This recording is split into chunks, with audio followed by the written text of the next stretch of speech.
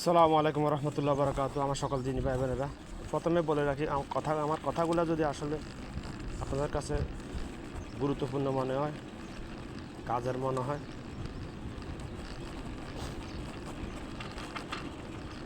আর কথাগুলো পার্সোনালি আপনি যাকে দিয়ে আল্লাহর জন্য ভালোবাসেন তার কাছে শেয়ার করে দিবেন ইনশাআল্লাহ। যাই হোক, যেটা বলছেন আজকে এমন একটা কথা বলবো যেটা নিয়ে পৃথিবীর মুসলমান একেবারে উদাসীন, যেটাকে পৃথিবীর বেশিরভাগ মুসলমান গুনাই মনে করতেছে না, যে হারামকে, যেটাকে পৃথিবীর মুসলমান হারামই মনে করতেছে না, এবং যেটাকে পৃথিবীর মুসলমান গুনাই মনে করতেছে না, সেটা হলো গীবত।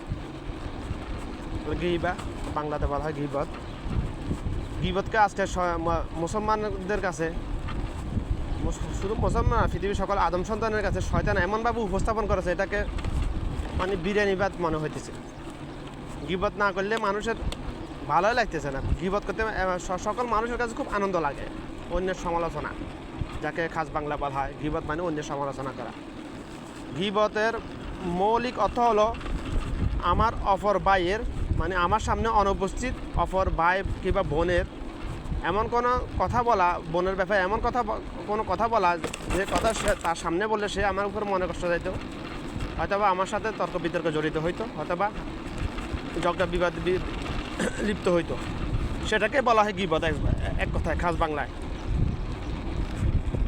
এই ধরনের গীবত করে না এরকম মানুষ আমি এখন পর্যন্ত আমার চোখে দেখি নেই। আপনারা যদি জানা থাকে যে অমুক লোক এই ধরনের কাজে লিপ্ত নয়, কিংবা নিজের ব্যাপারে বলবেন যে আমি এই ধরনের কোনো কাজে লিপ্ত নই কখনো, আমাকে একটু বলবেন, উপকৃত হবে ইনশাআল্লাহ।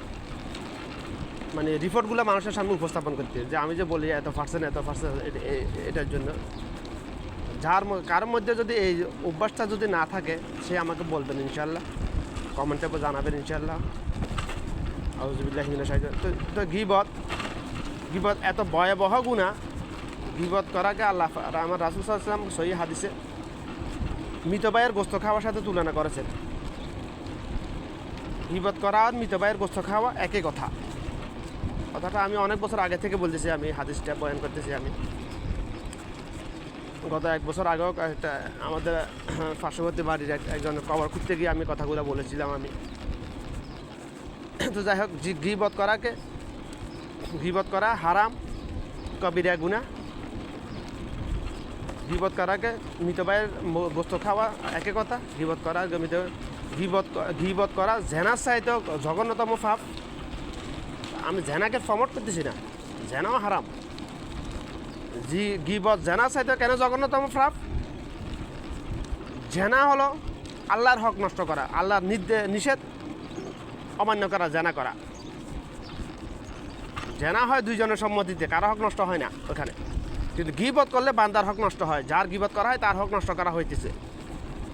এটা সহিহ হাদিসের দ্বারা প্রমাণিত। কেমন গীবত করা তেমন বান্দার হক নষ্ট করা, যেমন আমি যদি কারো 10 টাকা মারি খাই, এটা যেরকম তার হক নষ্ট করেছি, তদ্রূপ আমি যদি কারো গীবত করি সেম তার হক নষ্ট করেছি। অর্থাৎ বান্দার হক, এটা আল্লাহ পাকের ওয়াদা। কোরআন পাকে আল্লাহ পাক স্পষ্ট বলেছেন বান্দার কোনো হক আল্লাহ পাক মাফ করবে না। বান্দার হক দুনিয়াতে থাকতে যার হক তার সাথে রফাদফা করে কবরে যেতে হবে। এটা সহি, তোমরা মানো আর না মানো, এটাই সত্য 100%। আমি আবার বলছি, বান্দার কোনো হক আল্লাহ পাক মাফ করবে না। আল্লাহ পাকের যে কোনো হক, শিরিক ব্যতীত যে কোনো হক আল্লাহ পাক মাফ চাইলে মাফ করে দিবে, না চাইলেও হয়তো আল্লাহ পাক মাফ করে দিতে পারে। যেহেতু আল্লাহ পাক রাব্বুল আলামিন,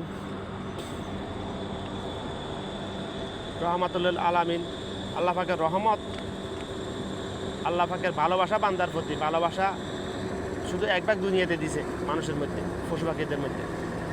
এক ভাগ দিয়ে যদি এরকম হয় তাহলে আল্লাহ পাকের ভালোবাসা কেমন হতে পারে? এই জন্য বান্দার হক ব্যতীত আল্লাহ যাবতীয় হক, যদি শিরিক না থাকে, শিরিক